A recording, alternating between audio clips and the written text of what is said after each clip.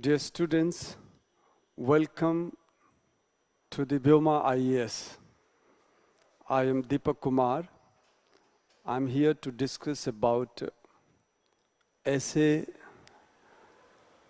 asked in 2020 IAS examination. When you talk about essay, we have a certain type of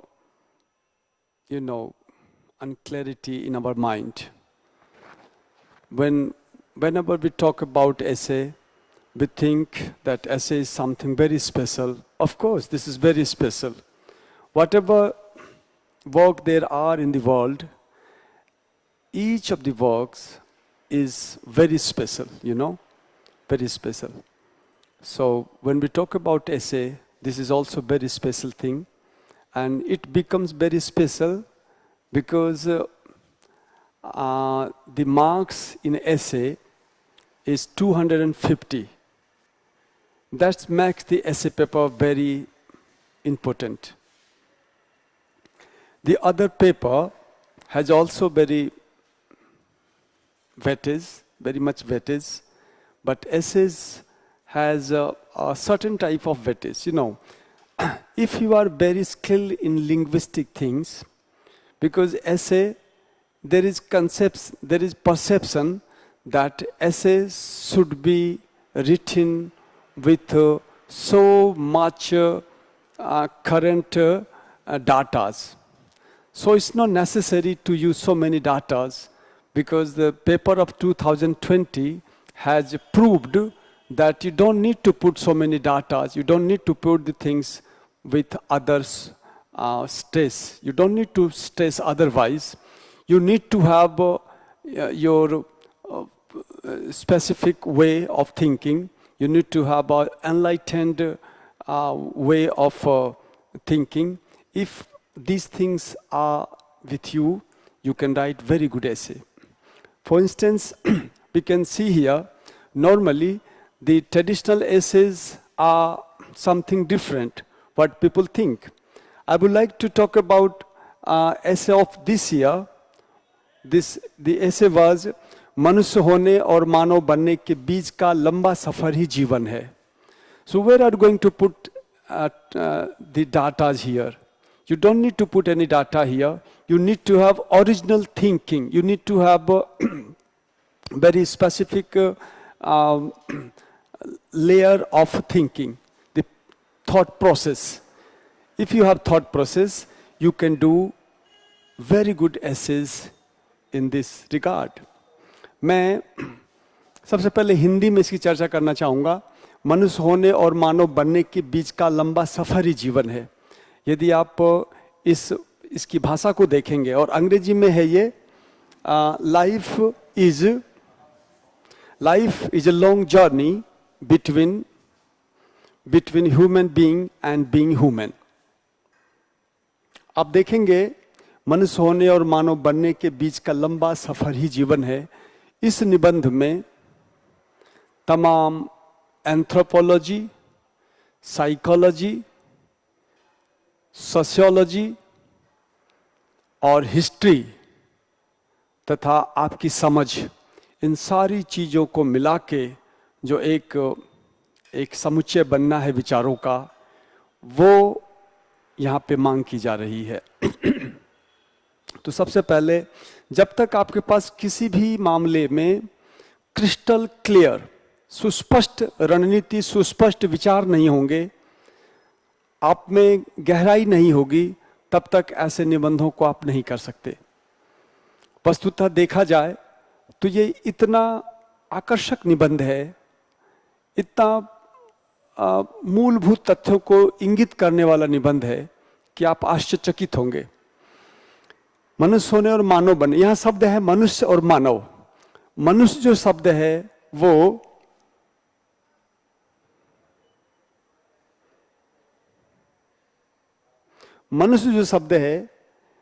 human being and being human. वास्तव में मनुष्य जो शब्द है वो अपरिष्कृत मनुष्य के लिए है, और जो मानव शब्द है या बीइंग के साथ जो ह्यूमन लगा हुआ है, ये एक एक ऐसे मानव की परिकल्पना है जो वास्तव में तमाम सद्गुणों का समुच्चय है। मैं फिर से इसकी पुनरावृत्ति करता हूँ। इस निबंध में बीइंग ह्यूमन यानी मनुष्य होना, मनुष्य एक ऐसा शब्द है जो केवल हाथ पैर मुख कान और सामान्य समझ वाला अपरिष्कृत मनुष्य से इसका अर्थ है। और जो मानव बनने की बात की गई है, मानव बनना, तो मानव बनना जो कथन है यहाँ पर, इसका मतलब है एक परिष्कृत मानव, तमाम सद्गुणों से युक्त मानव। अब जब हम इस मुख्य बात को समझ जाएंगे तो यथार्थ ही तो है ये। दुनिया में हो क्या रहा है, हम शिशु को देखते हैं, शिशु किसी विशेष प्रकार के संस्कारों से युक्त नहीं होता। हम धीरे धीरे उसे कुछ संस्कृत करते हैं, कुछ वो स्वाभाविक गुणों से सीखता है, वही सीखता है जो हमने उसको पर्यावरण उसे जुटाया है। जिस पर्यावरण में रहता है वो प्राकृतिक, सामाजिक, सांस्कृतिक, उन सारे परिवेश में रहते हुए वो जिन चीज़ों को सीखता है, सीखता जाता है और बाद में उन चीज़ों का उस पर असर पड़ता है और वो अच्छा मानव या बुरा मानव बनता है। तो ये तो बिल्कुल एक ऐसा फिनोमेनन है, ये ऐसी परिघटना है जो आए दिन हमारे बीच में घटित हो रही है। तो इसको निबंध के रूप में पूछा गया है। ये इसलिए पूछा गया है ताकि हमारा विचार, हम मौलिक चिंतन अपने में रखते हैं कि नहीं रखते हैं, इस बात को बताने के लिए ही इस तरह के निबंध पूछे जाते हैं। तो आप देखेंगे कि मनुष्य और मानव, हालांकि अंग्रेजी शब्द में इतनी स्पष्टता नहीं है। अंग्रेजी शब्द में ह्यूमन, बीइंग ह्यूमन कराने के बाद ही ये पता चलता है बीइंग ह्यूमन एक ऐसा कंसेप्ट है जो परिष्कृत मानव की ओर संकेत करता है। और जो ह्यूमन बीइंग है, इसका जो संबंध है वो केवल सामान्य मानव से है। तो दुनिया में यही तो हो रहा है। सारे संसार के जो लोग हैं पहले अपरिष्कृत होते हैं, बालक अपरिष्कृत होता है, बालिका अपरिष्कृत होती है, उसे शिक्षा, संस्कार, दीक्षा, तमाम प्रकार की चीज़ें उसको उपलब्ध कराते हैं, उसे प्रशिक्षण दिया जाता है। बाद में वो एक खास तरह के मूल्य से संवर्धित होकर के हमारे उपयोग में, हमारे समाज के उपयोग में आ पाता है। आप देखते हैं इसका जो परिष्कृत रूप है, एक हम ये देख सकते हैं, सिविल सेवा की परीक्षाओं में लोग चयनित होते हैं। जब वो चयनित होते हैं तो एक खास प्रकार की प्रतिभा से संपन्न होते हैं, बहुत सारी सूचनाएं होती हैं, विश्लेषणात्मक मौलिक दक्षता होती है उनमें। बाद में भारत सरकार अपनी आवश्यकता के अनुसार उन्हें फिर से प्रशिक्षण संस्थानों में प्रशिक्षित करते हैं, कुछ सूचनाएं देते हैं और फिर इसके बाद उन्हें कार्यस्थल पे भेजा जाता है। तो ये परिष्कृत रूप है। तो संसार में, समाज में जितनी भी चीज़ें हैं वो सारी चीज़ें इसी तरह से धीरे धीरे विकसित होती हैं। हम आते हैं मूल इस पे। जब आप निबंध लिखते हैं तो निबंध लिखते समय हमें सबसे पहले इसकी मूल बात समझनी होती है। जैसे आप मूल बात समझ लेते हैं, फिर उस मूल बात को हम विस्तारित करते हैं, हम उसका विस्तार करते हैं और तथ्यात्मक, मनोवैज्ञानिक, सामाजिक और सोशोलॉजिकल जो चीज़ें हैं उसमें डाला जाता है और फिर इसके बाद हम इन चीज़ों को सही ढंग से प्रस्तुत कर पाते हैं। तो कई बार तो ऐसा होता है, आईएएस के निबंधों की समस्या ये है कि कई बार आपने यदि समझने में थोड़ी भी भूल की तो इसका डायरेक्शन कुछ और हो जाएगा, इसकी दिशा बदल जाएगी और सारा का सारा निबंध व्यर्थ चला जाएगा। तो हमारी शुरुआती चर्चा से तो स्पष्ट हो गया कि अपरिष्कृत मनुष्य, जो क्योंकि एक शिशु है, एक बालक है, वो मनुष्य ही है, और एक वृद्ध व्यक्ति है, वो भी मनुष्य है। यदि संस्कार संपन्न है, तमाम सद्गुणों से भरपूर है, तो वो मानव है।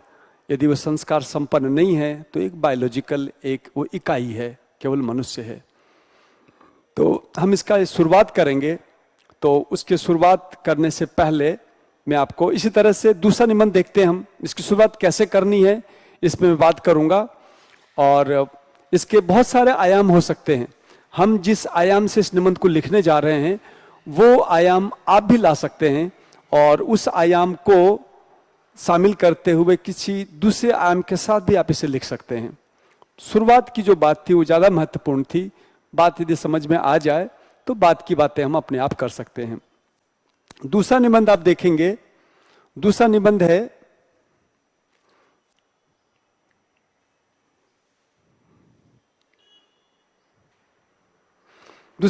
सरलता चरम परिष्करण है। Simplicity is the ultimate sophistication.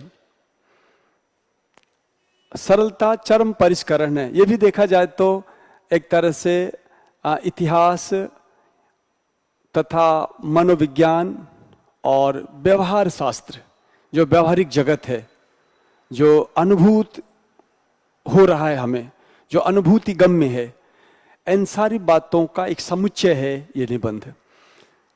सरलता चरम परिष्करण है, यानी जब व्यक्ति सरल होता। सच तो ये है कि यदि आप मानवीय विकास के चरणों को देखेंगे तो मानवीय विकास के चरण में पहले सरलता होती है, फिर बीच में बहुत सारी कृत्रिमता आती है।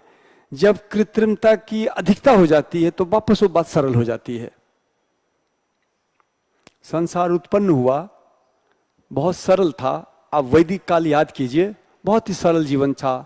प्रकृति की चीजें सहज उपलब्ध थी, हमारी आवश्यकताएं सीमित थी। अब हम धीरे धीरे धीरे धीरे धीरे कृत्रिमता, बहुत ज्यादा कृत्रिमता की ओर बढ़ते जा रहे हैं। मशीनें हमारे अंगों का जगह ले रही हैं। हमारे चिंतन का स्थान आज कृत्रिम बुद्धि की मशीनें ले रही हैं और हम आज मशीनों से घिरे हुए हैं।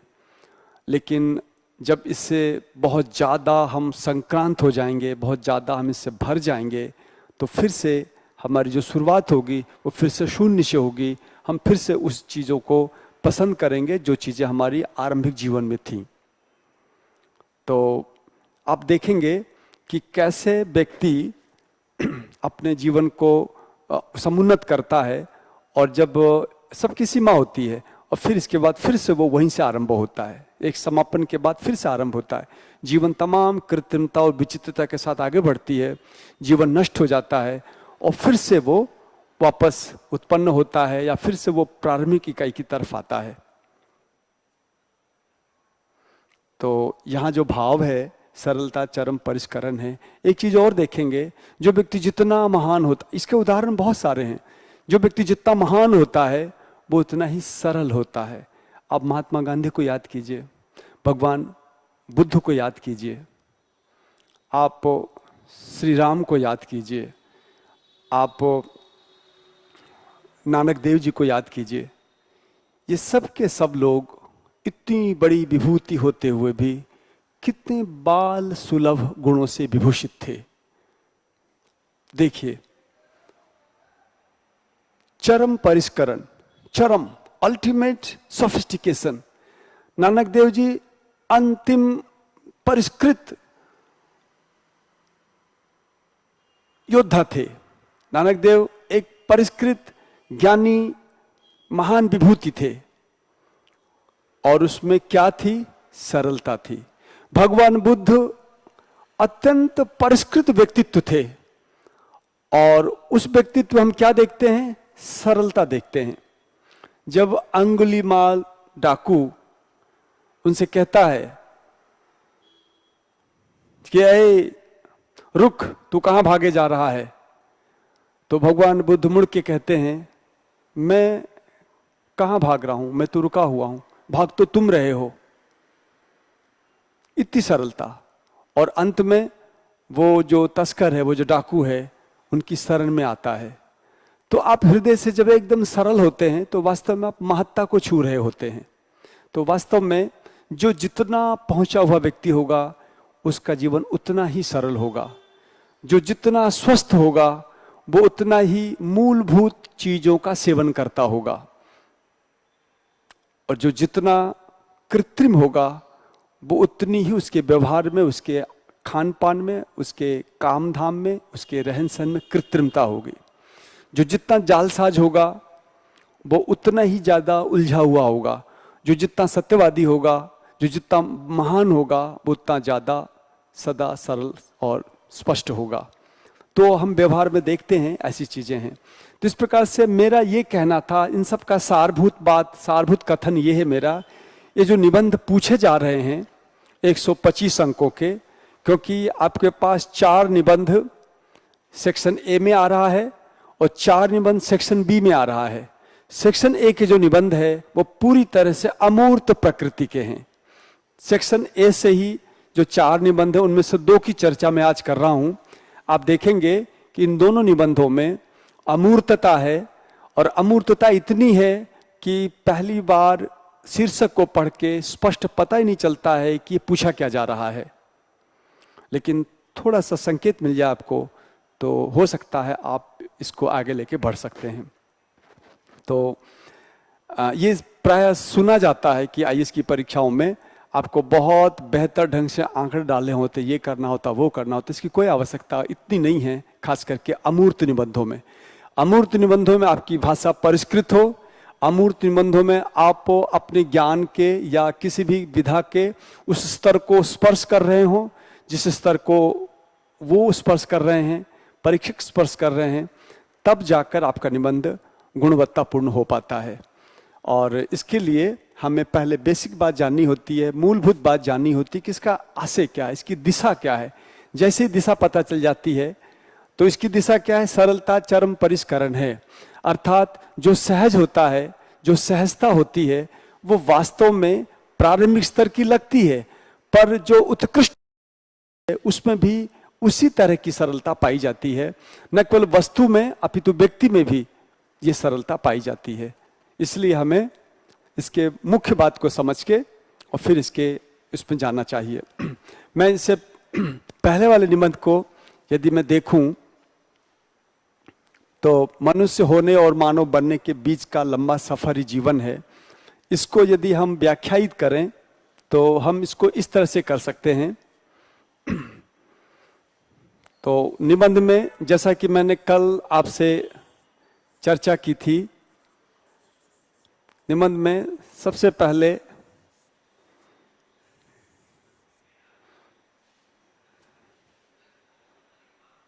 प्रस्तुतिकरण होती है, प्रस्तुति होती है, प्रस्तुति। फिर इसके बाद प्रस्तुति के ही अंतर्गत आपको सामंजस्य का ध्यान रखना होता है, और फिर इसके बाद हम इसमें विषय वस्तु डालते हैं।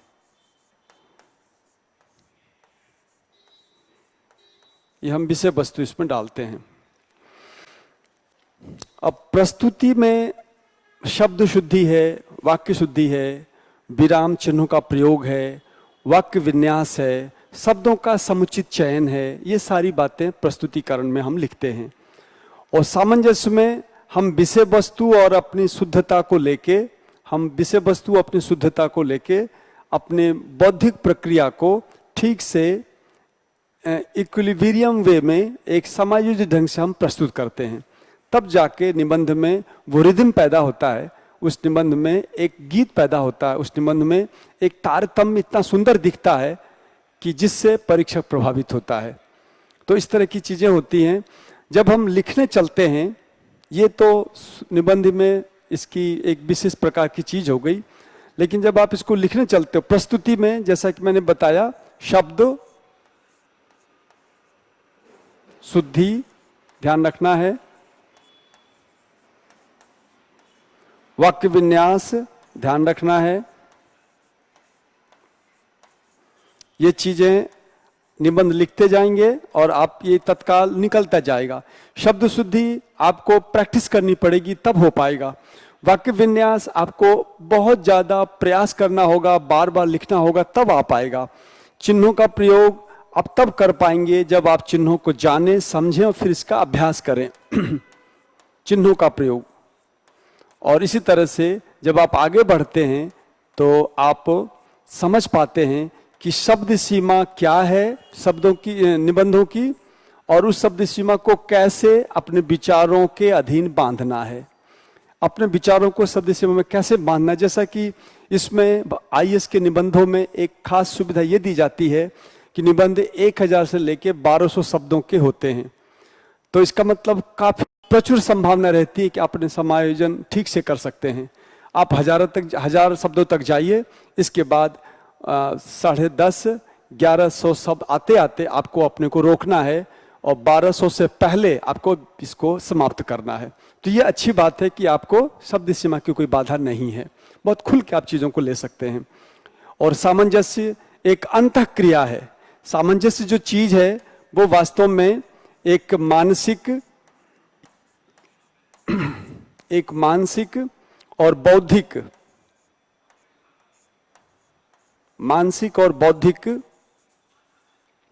अंतःक्रिया है।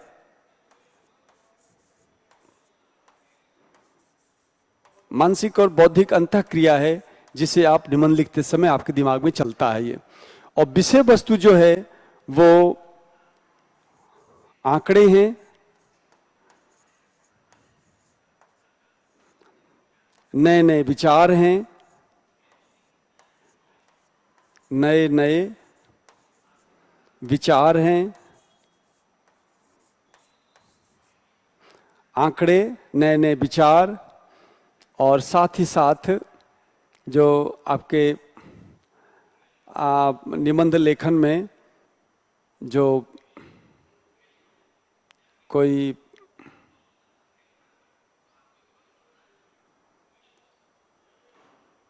अन्य जो सूचनाएं हैं, अन्य विचार है या अन्य सूचनाएं हम कह सकते हैं इसे, वो हम इसमें ले सकते हैं। अन्य सूचना,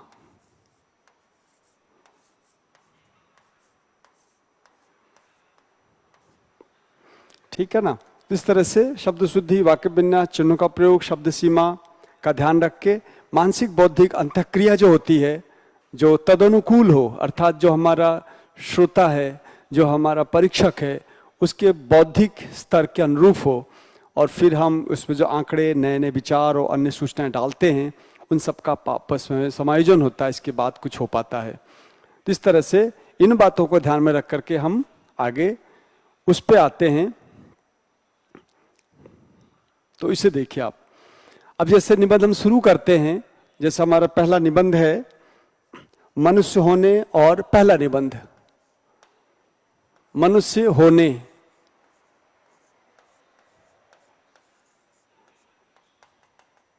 ये निबंध शुरू करते हैं। तो निबंध लिखने के संदर्भ में दो बात याद रखनी है। एक निबंध वो होता है जिसमें हम शीर्षक का प्रयोग करते हैं, उपशीर्षक का प्रयोग करते हैं। हम चाहें तो इसको भूमिका के रूप में निबंध को ले सकते हैं, भूमिका ले सकते हैं, फिर उसका पूर्व पक्ष, उत्तर पक्ष, फिर उसकी समीक्षा से पहले स्वाभिमत वगैरह हम डाल सकते हैं। लेकिन एक पक्ष ये भी है जिसमें हम कोई भूमिका नहीं डालते, कोई प्रस्ताव शीर्षक नहीं डालते और सीधे सीधे निबंध लिखते हैं। तो मैं सबसे पहले ये बताना चाहूंगा आपको कि निबंध लिखते समय आपको किस तरह से उस पूरे 1000 शब्दों का विभाजन करना है। तो सबसे पहले जो विभाजन है वो विभाजन इस तरह से है। नंबर 1 क के अंतर्गत आप विभाजन के रूप में सबसे पहले प्रस्तावना लेते हैं। सबसे पहले प्रस्तावना लेके आप चलते हैं। प्रस्तावना को ही भूमिका कहते हैं, प्रस्तावना को ही हम प्राक्कथन कहते हैं।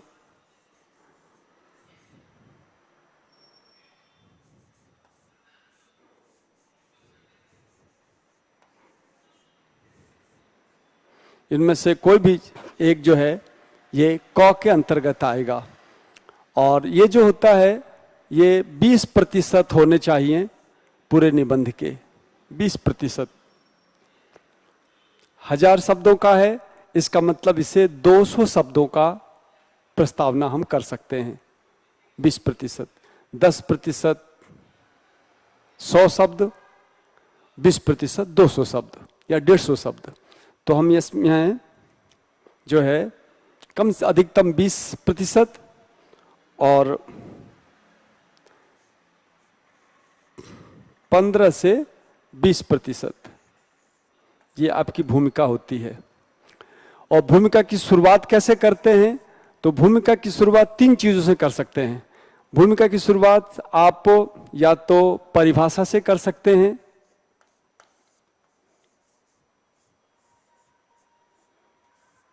आप प्रसिद्ध कथन से कर सकते हैं, या आप किसी कविता की पंक्ति से कर सकते हैं।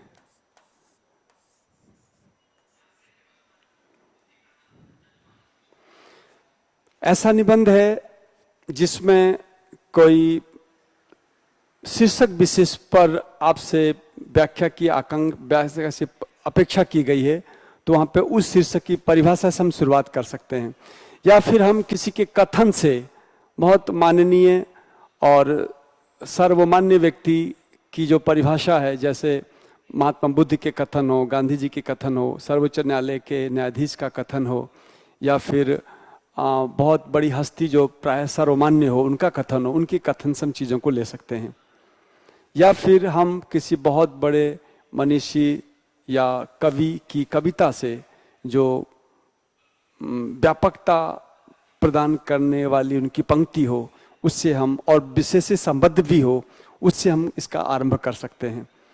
और इसका आरंभ करते हुए हम इनसे आरंभ करते हुए, ये आरंभ की स्थिति बता रहा हूं मैं, ये आरंभ आप इससे करना है, आप कर सकते हैं आरंभ।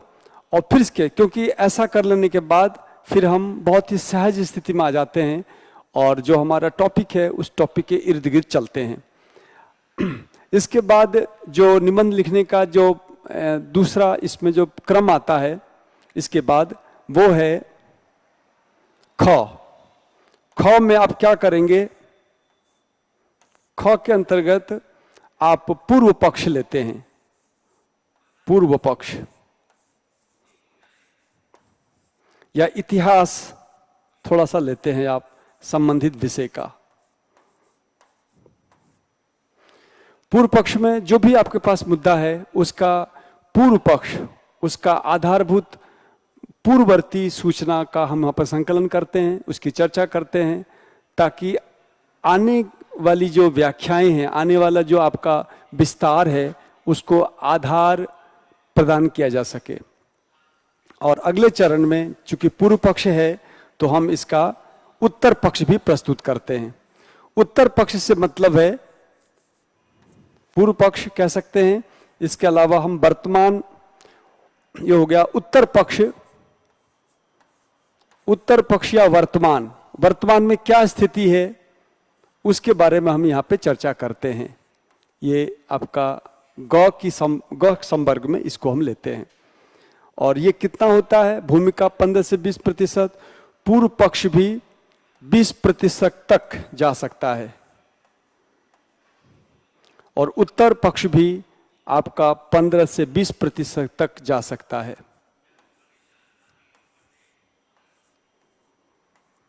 तो 20-20, 40, 60 हो गया ये।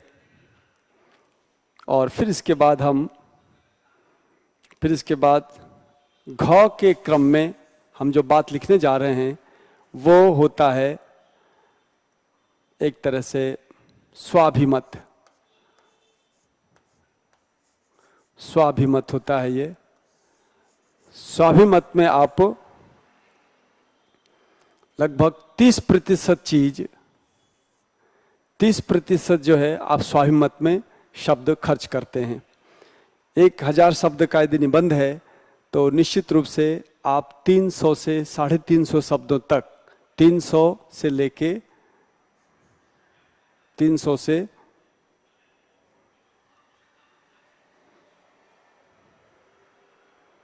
30% से लेके 35% तक जो चीज होती है वो स्वाभिमत से संबद्ध होती है।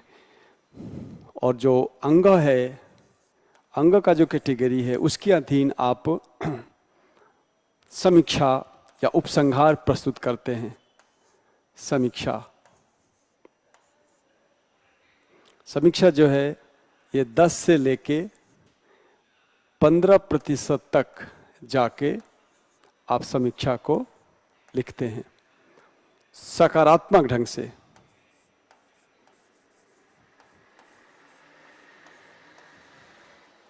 सकारात्मक समापन।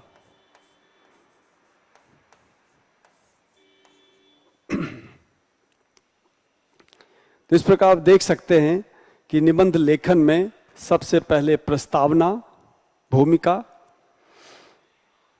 भूमिका के बाद संबद्ध निबंध का पूर्व पक्ष, पूर्व पक्ष के बाद संबद्ध मुद्दे का 15 से 20% हिस्से में उत्तर पक्ष, और उत्तर पक्ष के बाद आप फिर से अपना समाधान, अपना मत और अपना विश्लेषण पेश करते हैं। ये जो हमारा स्वाभिमत है, इस स्वाभिमत के तहत बहुत सारी चीजें आती हैं। स्वाभिमत में आपका विश्लेषण आता है, आपका विश्लेषण आता है, आपका मत आता है। आप एक तरह से विश्लेषण में मत है, आप यहीं पर एक तरह से समीक्षा भी कर देते हैं। हालांकि औपचारिक रूप से समीक्षा अंत में होती है, लेकिन आप एक तरह से अपना निर्णय यहां दे देते हैं। और अंत में औपचारिक तौर पे हम समीक्षा या उपसंहार पे आते हैं। उपसंहार। तो इस तरह से आप देखेंगे कि सबसे पहले 15% की भूमिका, 15% का पूर्व पक्ष, 20% का उत्तर पक्ष, 35% का आपका स्वाभिमत और 20% का आपका उपसंहार, इन सबको जोड़ा जाए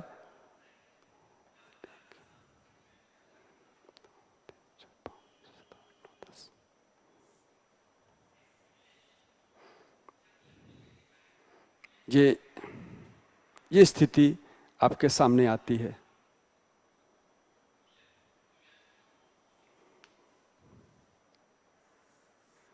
तो 5, 5, 10 आप देखेंगे, 5, 5, 10 ये सबको मिला के 100 में 5, 15 1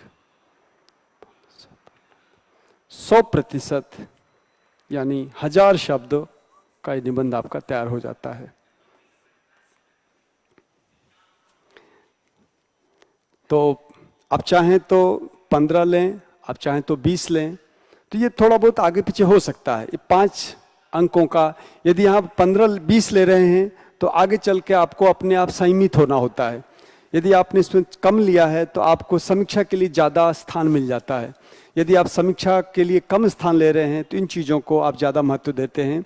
अंत वाला जो समापन है वो सकारात्मक ढंग से हो, इस तरह चीज़ों को लेकर चलते हैं। इस तरह से यदि आपने एक ढांचा और खाका बना करके फिर आप आगे बढ़ते हैं तो ये निबंध, आप विश्वास मानिए, आपका निबंध अपने आप एक स्वरूप ले लेता है। समय सीमा और शब्द सीमा के अधीन रह के इस प्रोसेस से यदि आप चलते हैं तो बहुत सारी अनावश्यक बाधाओं से आप बच जाते हैं और बहुत अच्छा निबंध लिखा जा सकता है। लेकिन ये बाहरी आवरण है, ये जो हमने बात की है थैले जैसी बात है, ये थैले में किसी वस्तु के रखने की बात है। अब अंदर जो वस्तु रखी जाएगी, इस ढांचे में जो आप निबंध रखने जा रहे हैं, उस निबंध में जब तक थॉट प्रोसेस नहीं होगा, उस निबंध में जब तक आपके विश्लेषणात्मक सामंजस्यपूर्ण कथन नहीं होगा, तब तक हम परीक्षक को प्रभुत अंक देने के लिए बाध्य नहीं कर सकेंगे। तो हमें उनसे प्रभुत अंक प्राप्त करने के लिए, हमें उनसे अधिक से अधिक अंक प्राप्त करने के लिए अपनी अंतर क्रिया, अपनी जो अंतः क्रिया है, अपनी जो विश्लेषणात्मक क्षमता है, उसमें तीक्ष्णता लानी होगी, उसमें हमें बारीकी लानी होगी, उसमें हमें व्यंजना प्रधान शैली को अपनाना होगा, उसमें हमें गहराई लानी होगी, उसमें हमें डेप्थ, गहराई और सूक्ष्मता लानी होगी, तब जाके हम अच्छे अंकों के हकदार बन सकेंगे। तो हमारा ढांचा ये है निबंधों का। जैसा कि मैंने आरंभ में बताया था, निबंध के लिए सबसे पहले आकर्षक भाषा हो, शब्दों का चयन समुचित हो। आपने बहुत अच्छा निबंध लिखा है लेकिन आपकी भाषा गलत है, चिन्हों का प्रयोग नहीं है, आंकड़े गलत हैं, तो वो पूरा का पूरा निबंध दूषित हो जाता है। ठीक ऐसे ही जैसे खीर में कंकड़ आ पड़े हों, जैसे खीर में आए हुए कंकड़ खीर के स्वाद को बर्बाद कर देता है, ठीक ऐसे ही हमारे निबंध में आई हुई अशुद्धि उस पूरे निबंध के कंटेंट को दूषित कर देता है। और अशुद्धि, टू अर्र इज ह्यूमन, एक बहुत बड़ा मनोवैज्ञानिक सिद्धांत है, मनुष्य से संबद्ध है। ये संसार में हर मनुष्य गलती करता है, लेकिन उन गलती को जो कम करता है वो बड़ा होता है, सफल होता है। जो गलतियों को बार बार करता है वो फिर पिछड़ता जाता है। तो हमें निबंध के रूप में, इस निबंध का संबंध केवल निबंध से नहीं है। देखिए, हम भाषा के लोग हैं, भाषा का महत्व वास्तव में हर विधा में, हर क्षेत्र में अप्रतिम महत्व है। यदि आपको बढ़िया हिंदी नहीं आती है तो आप हिंदी के लिए प्रयास कीजिए, और वो हिंदी कैसी हो तो मेरा जोर होगा, मेरी सलाह है कि मेरा विमर्श है कि आप तत्सम हिंदी पर ज़्यादा ध्यान दीजिए। क्योंकि जब तक आप तत्सम हिंदी पर ध्यान नहीं देंगे तब तक आप औरों से हट के विशिष्ट हिंदी नहीं लिख रहे होंगे। और आपको ध्यान रखना है, ये जो हौवा खड़ा किया जा रहा है कि संस्कृत निष्ठ हिंदी कठिन होती है, ये निहायत मूर्खतापूर्ण पूर्वाग्रह युक्त कथन है लोगों का। आप हिंदी, एक गली में चलने वाले सामान्य व्यक्ति की हिंदी और एक अधिकारी बनने जा रहे व्यक्ति की हिंदी तो श्रेष्ठ होनी ही चाहिए। आप वैसे भी देखा जाए अनऑफिशियली, अनधिकृत तौर से हम कह सकते हैं कि जो विशिष्ट वर्ग होता है वो प्रशासक होता है, वो राजनेता होते हैं, वो व्यापारी वर्ग होते हैं, ये विशिष्ट वर्ग होते हैं। ये न केवल पैसे से होते हैं, लेखक हैं, चिंतक हैं, ये केवल पैसे से बड़े नहीं होते, ये चिंतन से भी बड़े होते हैं। और चिंतन की जो बात हम करते हैं तो चिंतन विशिष्ट भाषा में ही हुआ करती है। यदि आप विशिष्ट ढंग से हिंदी को नहीं लिखते हैं तो आप इसके हकदार नहीं हो सकते कि आप अंक प्राप्त करें। तो इस प्रकार से अगली जो हमारी बातें होंगी वो निबंध से संबद्ध होगी। आज इन्हीं बातों के साथ मैं स्वयं को विरमित करता हूँ। बहुत बहुत धन्यवाद। जय हिंद।